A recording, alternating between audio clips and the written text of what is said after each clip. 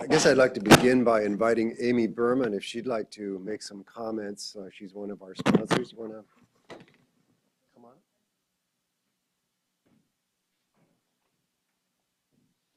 Thank you so much. I wanted to commend the Institute of Medicine and this esteemed expert body for the tremendous group of experts and the dialogue, the very rich dialogue today.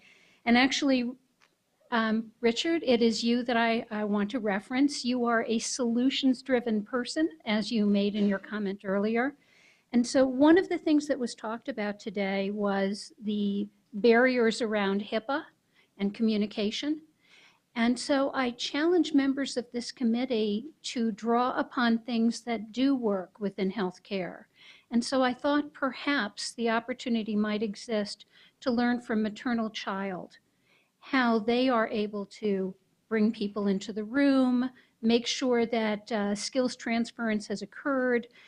How might we learn from models that exist in other areas in our very siloed healthcare system? What can we draw upon? And how might that also be helpful in informing policy recommendations from this body? And the only other piece that I wanted to add related to Susan Reinhardt's testimony today. And unfortunately, Sue left, but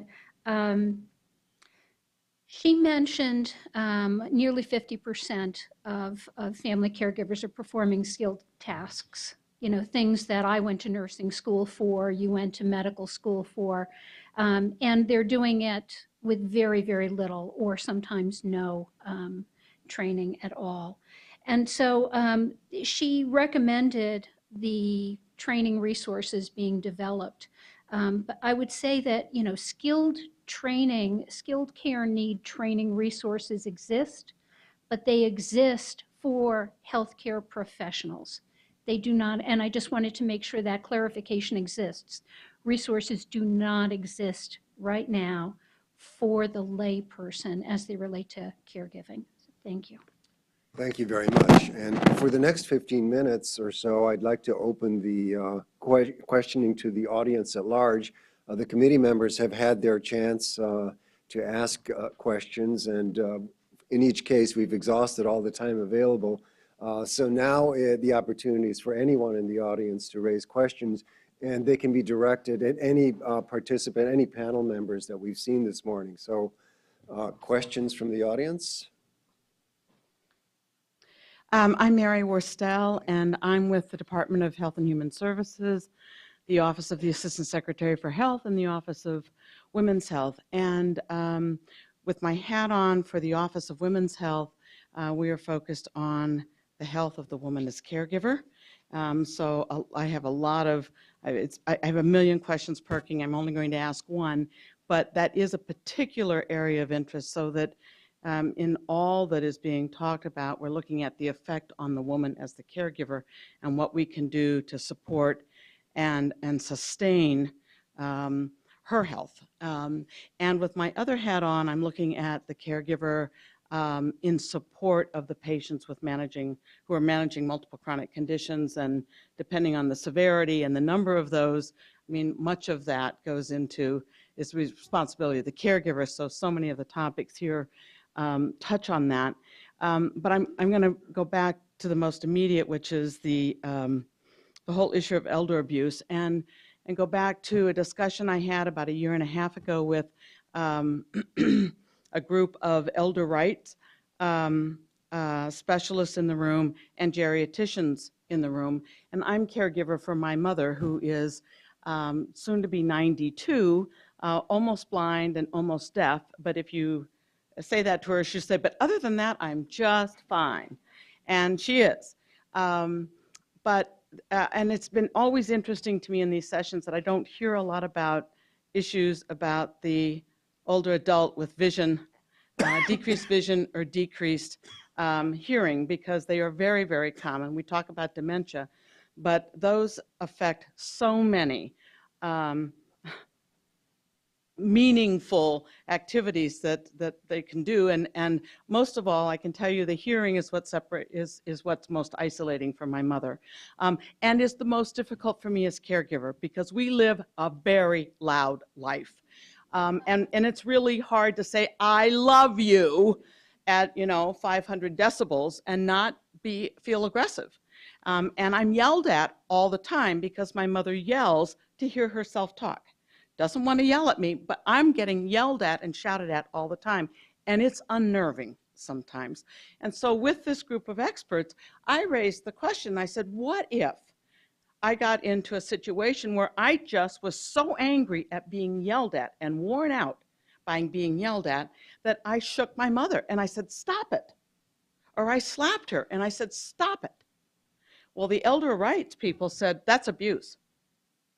And the geriatrician said, I don't see that as abuse at all. I see that as caregiver burnout. That caregiver is really stressed in that moment beyond what they can take. And they could not come to an agreement about what would happen in that situation. And so I just posed that for all of you, because it seems to me there is a really muddy line here. And those of us who are caregivers and who love our parents and do the best that we can come to a moment where we might just lose it. So I just asked you all to consider that and try to help get us some clarity in that across all of the realms in which you're working. Hey, I Terry? wonder if I might comment on that as somebody who does elder abuse research. There's a wonderful investigator, Jean Teresi, at the Huber Home for the Aged in Riverdale. And she did these terrific studies of dementia, elder caregiver dyads. And the question was, what are the disturbing behaviors exhibited by your loved one? Kicking, spitting, screaming, hitting, whatever they are. And then the next was how do you feel about it? And then the next column was, what do you do about it? Very interesting when you have somebody who says, my mother spits at me and kicks me, and you say, how do you feel about that? What do you mean, how do I feel about that? She's my mother, I love her. What do you do about that? I hold her, I call the minister. Now another person might say, what's the disturbing behavior? She hums. What do you do about it? I lock her in a room. How do you feel about it? I hate her. So there are data. We need to understand it. Those geriatricians should have answered you more carefully, because we can't slap people. That means that we have to do the prevention that MT talked about. And your last point, go ahead. Well, and I just want to follow up. So the geriatrician at the table said, anytime, she says, one of the things that I try to do when I'm working with a patient is to say, could you ever envision yourself causing harm? Because that's the question I knew, because then I realized the caregiver's getting close to a point where they might, and I need to intervene to help the caregiver, or we need to find some support for the caregiver. So that was a prevention. I'm sorry I didn't close that out. Any comments from the panelists on the question that was just raised? MT, do you want to say anything? It goes to the just ask. And I think we need to structure it into the conversation that we're having with health providers and with others to say, do you feel like you're getting close to a line? And if so, what can we do to help? Because it isn't okay. As Terry said, it's not okay to slap somebody. So the question is, what's going on? My pediatrician once said, you're listening too hard, go in the basement. And so, but there are a range of things. We need to know more about what works, but there's also some practical things that we can do now to intervene in that.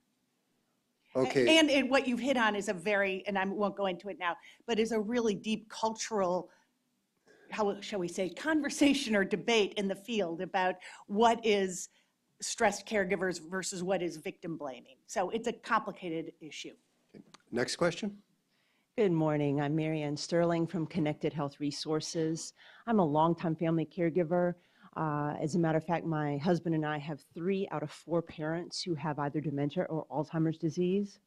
And with that hat on, I would like to first thank Dr. Tan and his team at UCLA for their phenomenal work supporting family caregivers of those with Alzheimer's and dementia. And I will say to the question of payment that we must find a way to fund this moving forward. We must make this the standard of care in this country.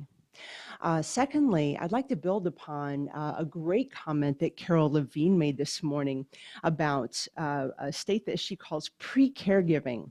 I could not agree more with that. Caregiving for some of us started very subtly as our elderly parents started to decline. And slowly but surely, we found ourselves as full-fledged family caregivers. I would like to expand on that by saying, as a caregiver, I often find myself in one of three phases of caregiving, I like to call them, either crisis, care transition, or maintenance.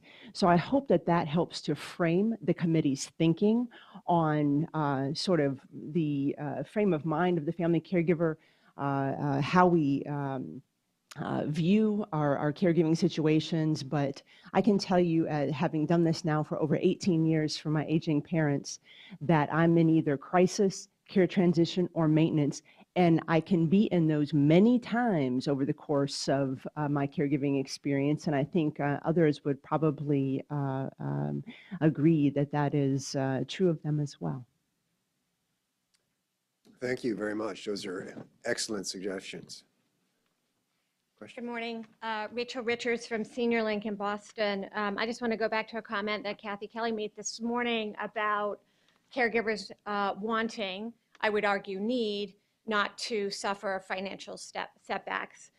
So we work with a model of care in which we are typically working with family caregivers, and we are typically paying them a very modest stipend for the work that they do. And so I just want to caution everybody about distinguishing between what paid caregivers need and what unpaid caregivers need. In our work, we run into way too many state policies in which, because I'm working with a caregiver and they're getting $50 a day for 24-hour around-the-clock support for a caregiver, that family is now unable to access other services like respite. And to recommendations, I think CMS could very easily issue communications to state Medicaid agencies and remind them that that doesn't have to be true. A paid caregiver does not have to then make a home ineligible for other supports. And I think that's something that could very easily be done. Thank you. Thank you. Next. Good morning. My name is Stephanie Chong. I'm with Seabury Resources for Aging. I'm a social worker and geriatric care manager here in the district. What I'm seeing often is really the management of chronic conditions is a biopsychosocial issue. Yet in America, we focus on the bio and completely neglect the psychosocial part, which is really the chronic crisis management that our caregivers are dealing with. And what many of our panelists, as well as some of the folks here have mentioned. So I just encourage that part of the culture shift really could and should include educating the medical community on referrals to care managers and other social services, encouraging employers and employees to take advantage of employee assistance programs, and urge policymakers to address the dramatic financial strain of long-term caregiving. I think the other issue that we have, and really was addressed in the first panel, was defining yourself as a caregiver. Here I am, a social worker. I'm a mother of two. I'm not caring for my elderly parents yet, but we're moving in that direction. It took me going to a conference to realize I was a caregiver of children, but I was a caregiver. And here I work in this, I live, I breathe this.